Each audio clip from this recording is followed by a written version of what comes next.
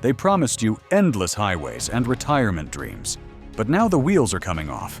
4 million RVs, flooding a market that's already drowning. And you probably didn't see the warning signs. For years, manufacturers pumped out units faster than families could buy them. Dealer lots became graveyards. Floor plans turned into financial traps. And now, owners who bought at the peak are watching their equity evaporate. And here's the part the industry won't tell you. This isn't a dip, it's a reckoning. So why did production keep climbing when demand was falling?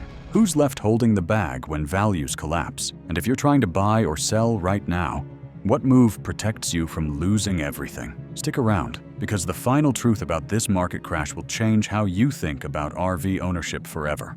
The avalanche of RVs. 4 million RVs just hit the market. This isn't normal. That is the number shaking an entire industry.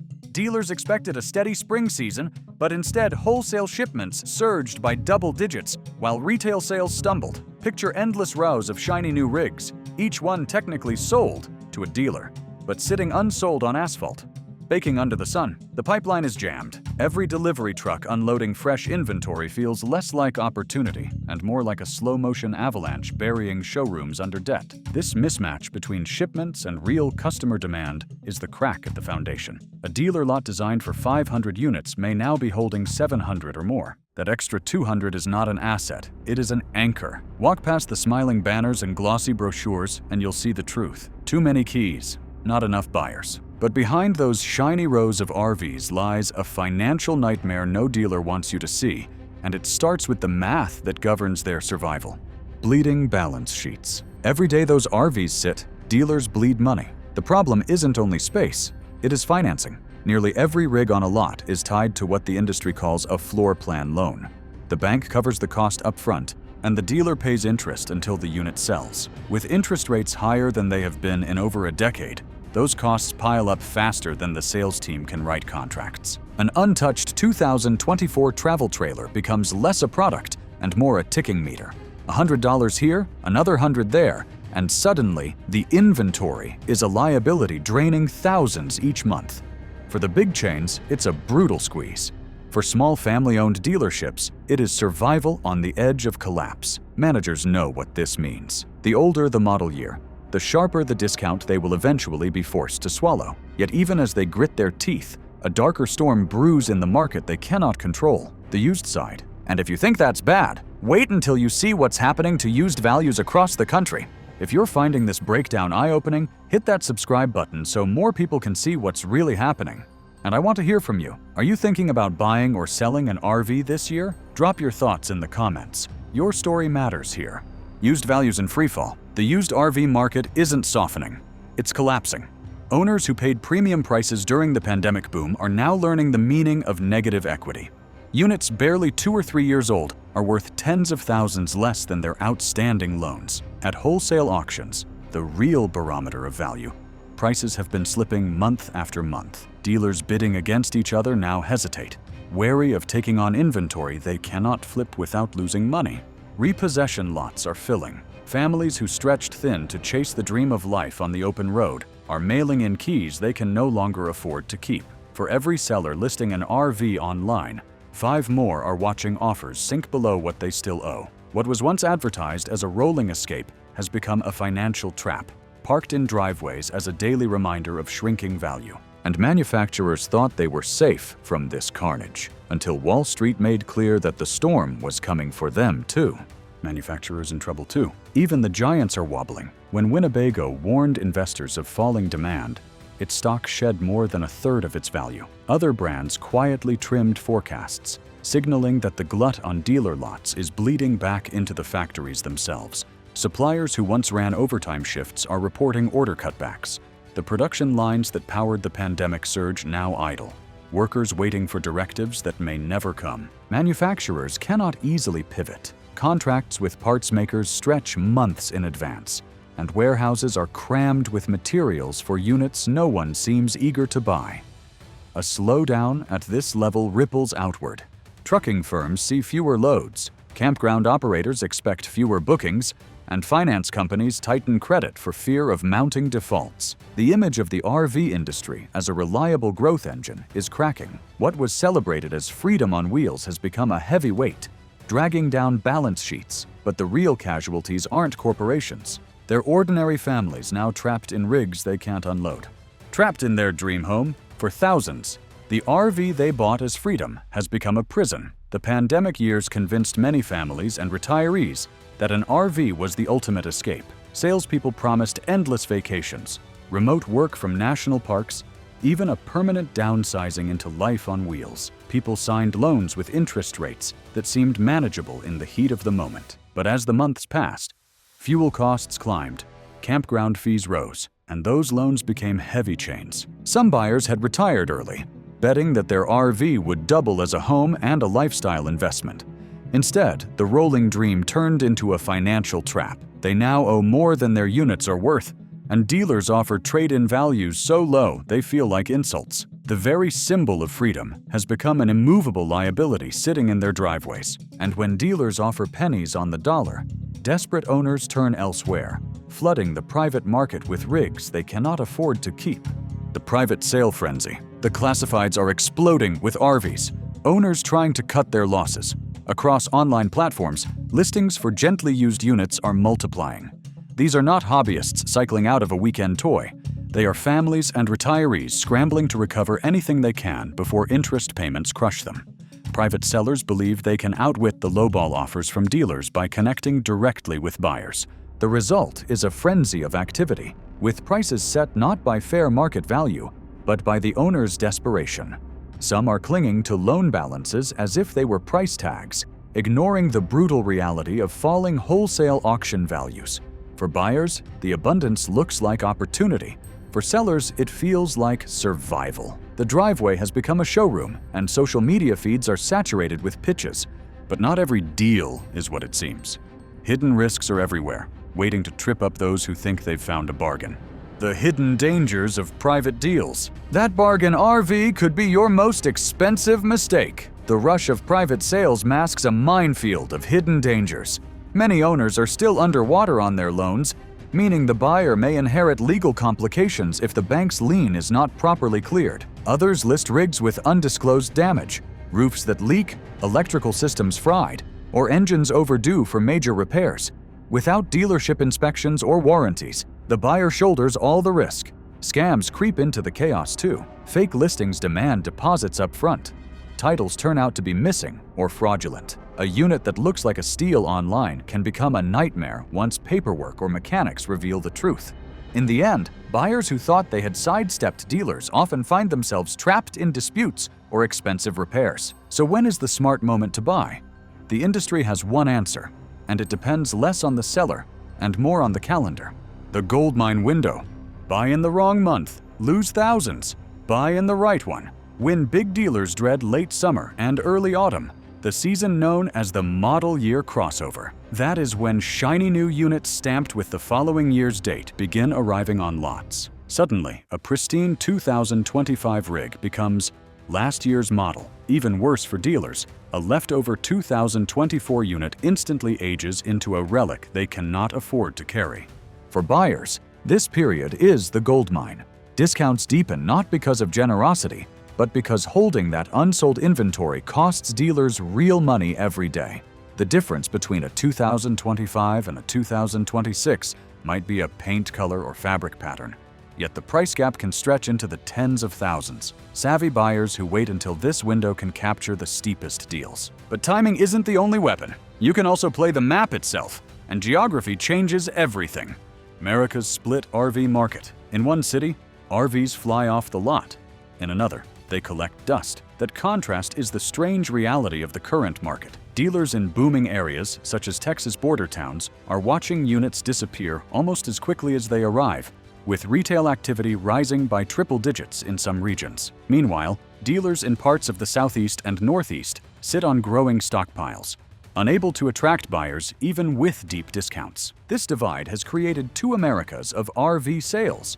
hot zones flush with demand and cold zones suffocating under excess inventory. For consumers, the difference between those regions is not just trivia. It can mean thousands of dollars in price gaps for nearly identical rigs. A buyer's willingness to look outside their own zip code can transform frustration into opportunity. And that difference? It is a loophole buyers can exploit if they know how to navigate geography and timing together. Drive to save thousands. A few hundred miles could save you tens of thousands. That is the essence of geographic arbitrage in the RV world.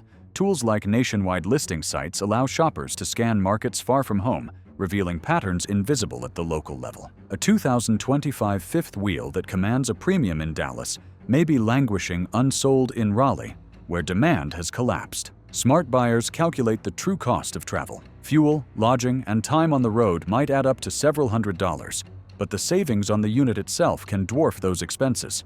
Some buyers report paying $15,000 less simply by purchasing in a weaker market 2 states away. In an industry where margins shift daily, being mobile is a weapon, but dealers are not blind to these tactics.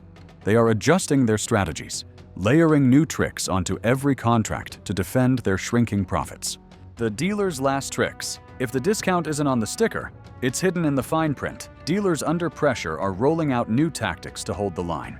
One common move is bundling, offering a warranty, maintenance package, or set of accessories to mask a discount while protecting profit margins. Financing is another battlefield.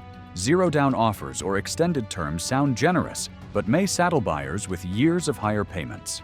In desperate regions, managers dangle free gear or upgrades, hoping to create the illusion of value while keeping the base price high. These tactics are survival mechanisms designed to slow the bleeding without slashing prices outright. But informed buyers armed with data can see through them. The fine print may change, but the underlying reality is the same. The balance of power has shifted toward consumers, yet even their cleverest tricks cannot fight the larger forces barreling down from the broader economy, reshaping everything at once.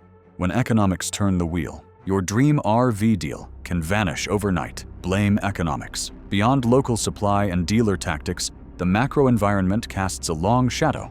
High interest rates make financing punishing, keeping buyers on the sidelines. Banks tighten lending standards, wary of a flood of defaults, leaving fewer qualified customers. At the same time, international tariffs threaten to raise costs on imported components, squeezing manufacturers already under strain.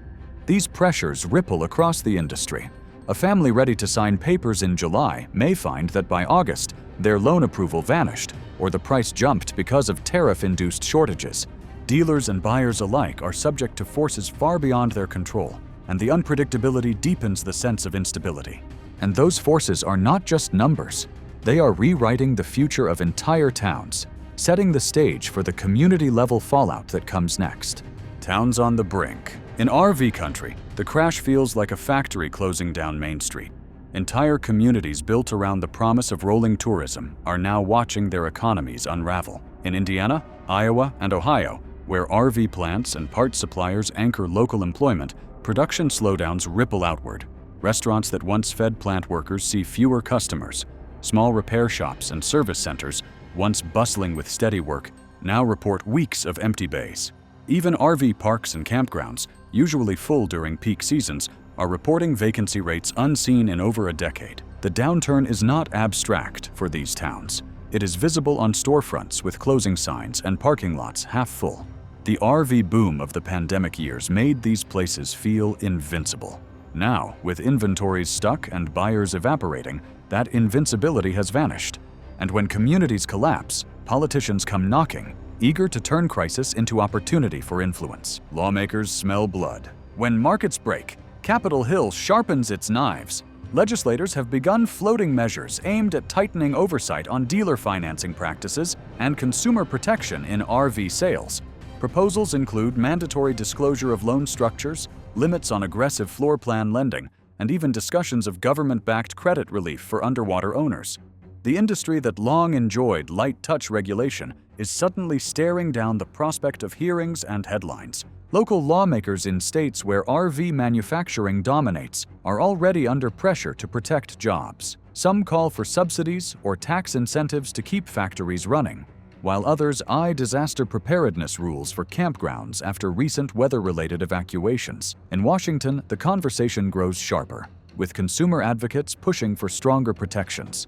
Behind closed doors, lobbyists are already maneuvering, eager to shape the rules before they are written. Industry groups warn that too much regulation could strangle recovery, while consumer advocates argue only strong oversight will prevent another collapse. The battle in Washington may decide the industry's direction for years. But while politicians posture and debate, workers themselves are starting to move, forcing change from the ground up rather than waiting for speeches on the Hill. Workers fight back. On the shop floor and the showroom, patience has snapped. Factory employees face shrinking hours and periodic furloughs as production scales back. Sales staff at dealerships watch commissions dry up while being pushed to hit impossible targets. Service technicians accustomed to steady backlogs now see idle hours on the clock. The frustration is raw. Early signs of organization are emerging. Small groups of mechanics and line workers are whispering about collective bargaining. Sales staff in larger chains are informally banding together to demand minimum guarantees. Even in towns where unions had little presence, the shock of collapsing paychecks has stirred a new conversation about solidarity.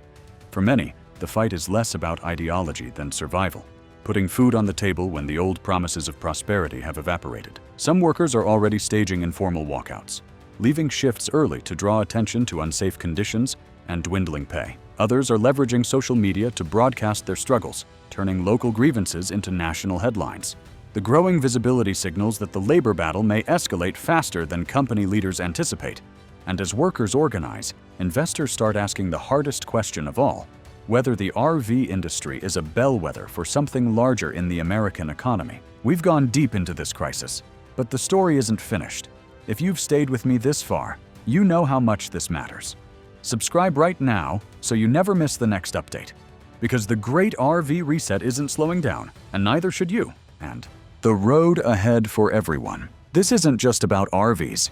It's about the economy you live in. The collapse in values and sales reverberates far beyond dealerships. Credit markets reassess risk, raising costs for other vehicle loans. Insurance companies adjust premiums, wary of underwriting assets that shed value faster than expected. Investors who once poured money into recreational markets are rebalancing portfolios, wary that discretionary spending is drying up. For consumers, the ripple shows up in subtle but painful ways. Financing a car or even a boat grows more expensive. Banks tighten standards, making mortgages slightly harder to obtain. The RV market becomes a microcosm of broader instability. What happens when easy credit, pandemic-era demand spikes, and economic slowdown collide? Buyers who act strategically may find bargains, but the larger story is sobering. For families weighing the leap into ownership, or investors eyeing the sector, patience will be tested. Cycles always turn, but not evenly. Some will emerge with bargains and resilience, while others will be left holding debt. The road ahead demands caution, strategy, and a clear-eyed view of risk. Because in the great RV reset, the real question is not if the market rebounds, it is who will survive long enough to see it. And that's the hard truth about the RV market crash of 2025. Some of you saw it coming, others are just now realizing how deep this goes, but all of you now understand what dealers and manufacturers hoped you'd never figure out. If this opened your eyes, smash that like button, drop a comment telling us whether you're buying, selling, or waiting it out, and subscribe right now, because more brutal truths about the RV industry are coming your way, and the next one could save you from financial disaster.